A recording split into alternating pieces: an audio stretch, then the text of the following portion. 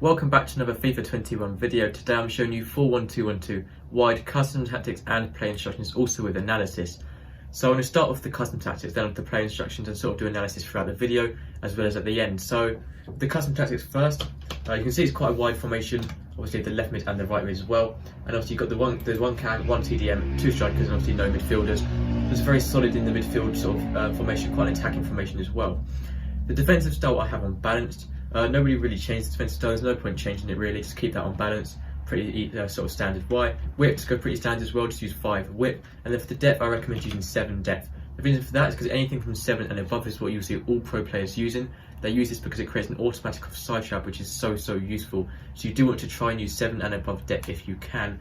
It's fine if you don't feel comfortable using that and you want to drop it down to maybe 4 or 5, but I do try and recommend to use 7 if you can. Onto the offensive style stuff, so the balanced offensive style once again. You can see the shape of the formation, so it's obviously quite wide formation. Those left mid and right mid are very important positions when going forward and attacking. So balance just seems best as a sort of, it's more unpredictable than long ball, but it can also be good to sort of make runs, hold onto the ball and then wait for the perfect gap. Long ball is very good, but it also can be quite predictable and also can be a bit too attacking sometimes. I think balance works a bit better. Width I recommend using about 7. The reason for this is to really push out those left mids and right mids, making them as wide as possible, making the use of all the width of the pitch, and obviously making them more sort of the more useful out wide really. That's as simple as that, so they can get crosses into the box. It will literally only affect those left mids and right mids, so no other players will become wider, only those two players, making them more attacking when going forward. For the players in box I recommend using 6. 5 obviously default, 6 doesn't make too much more difference. It just helps encourage more of your players to get into the box, and the more players you have in the box and sort of around that area, the more opportunities you're going to get. You can pass it around easier, you're going to have more shots away, and you're going to lead to more goals eventually.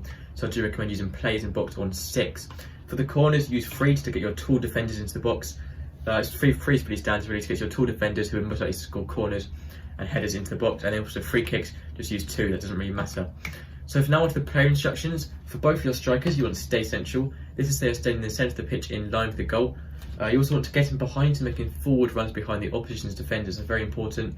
So it works really well with long balls. You can use long ball with this formation if you want to. I recommend balance, but long ball is still fine if you make it slightly lower level. It can work a bit better, but you do want to be using getting behind. Interceptions, just leave that on normal. For the defensive support, use stay forward, so also at the top of the pitch and not dropping back. So onto the left mid and right mid, so that is for both your strikers by the way. Onto the left mid and right mid, I recommend using stay forward as well. You already have fullbacks defending. If your left mid and right mid are on basic defensive support, they'll use way too much energy dropping back every time to defend. So stay forward just helps them maintain their energy so they can be faster out on the wings. Obviously wingers need to be fast. If they're starting to lose energy and stamina, then they are going to be too slow. And for the rest of everything, to leave that all completely default, the chance creation, support runs, interceptions and support on crosses, I recommend leaving that all on default. The only one you can change if you want to is support on crosses. You can put to get into the box for cross, just to help once again encourage more players into the box. And then chance creation, if you want to, you can use cut inside. I don't recommend it. Some people like it, some people don't. It's sort of up to you. I prefer to cut inside manually if I want to myself, but I just leave that unbalanced. And then for support on crosses, up to you whether you want to encourage them into the box. I just leave that unbalanced. So now for the cam. So for the cam, you want to use stay forward. Once again, so it's helping out the two strikers. This position is really important. You can see it's sort of put in between both the strikers, are slightly deeper, and you'll get into the box for cross. Make sure you have get into the box for cross on your cam to help encourage him into the box once again. That is a very important position to get into the box. And then for interceptions and positioning freedom, just leave those both default. So that's all the attacking players for now. So sort of this half here, so the left mid, the strikers, right mid and the cam, that's sort of the attacking part, and then the defenders and the CDM is the more defensive part. So onto the analysis for the attacking part now. This is what I'm going to do in my videos now. So you can see the formation we have here. So the attacking half, I'll sort of draw a line here if you don't understand what I mean. So the defensive half will be anything behind, sort of beneath that blue line, and then the attacking part is more the in front. Obviously that doesn't mean that your players behind this can't attack and these players can't defend. That is just sort of the easiest way to separate it. So when going forward, when you have these players in the ball, you're most likely to get the most attacks underway and score the most goals. So if you're left mids and right mids, for these I recommend sort of just running down the wing. You can cut inside if you want to. If you cut inside, sort of run partly down the wing and then cut in like this, like so, and sort of cut diagonally in, and then you have sort of a bit narrower play. But if you prefer playing out wide like I do, run down the wing and then get a ball over the top. So once you're sort of near the opposition box around here, all you have to do is cross it over the top into both your strikers. So that is the useful thing about having two strikers, and also your cam is on getting into the box for cross. So when both your left mids and right mids are out wide, making crosses into the box, your cam will also be getting into the box, helping to once again to overload the box, which is really useful.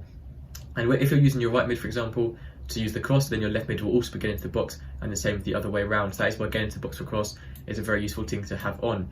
When the ball is not out wide, you prefer playing down the middle. That is fine as well. Just hold onto the ball with your cam. Wait for either one of your strikers or even your left mids or right mids, but mostly your strikers to make forward runs behind the opposition defenders, like so. And when either one of those have made a good run, all you have to do is make a simple through ball through, whether that's a lob through ball or it's a normal through ball. It works either way fine, and that will set you up for an easy goal opportunity. So that's all you have to do going forward. On to the defensive custom tactics for your CDM, you want to use cut passing lanes to stop the opposition making through balls through to their strikers and just sort of make it harder for them to pass around your box. You want to use stay back while attacking, so staying back in the CDM position. That just helps separate the defence from the attack, and with only one CDM on this position, it is very useful to use stay back while attacking. Normal interceptions you want to use, and then for the defensive position, make sure you have cover centre ones. They are always staying in that centre position and not drifting out wide. So onto both your two centre backs now. Leave those completely default, there's no point changing those. Onto both your full backs, so your left back and right back. For these, I recommend using overlaps to make an overlapping runs on the outside, round the left mids and right mids. And if you want to once again continue separating the defence from the attack like I showed earlier with the line, leave that on a stable while attacking, so staying back in the defensive line. This is personally what I do. You can use balanced attack if you want them to overlap more and sort of help out the wingers going forward, but it can use a lot of energy and also draw them out of position, so I recommend using stay back while attacking. But that's just down to you and down to your play style.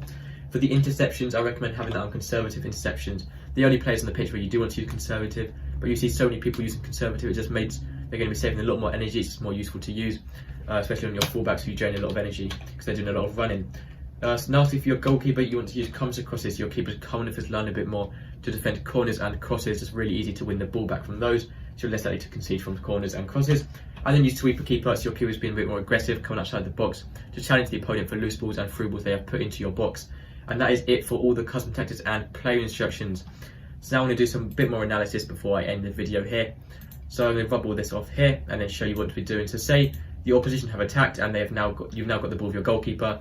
Your goalkeeper sort of made a save, something like that. So you have the ball with your goalkeeper.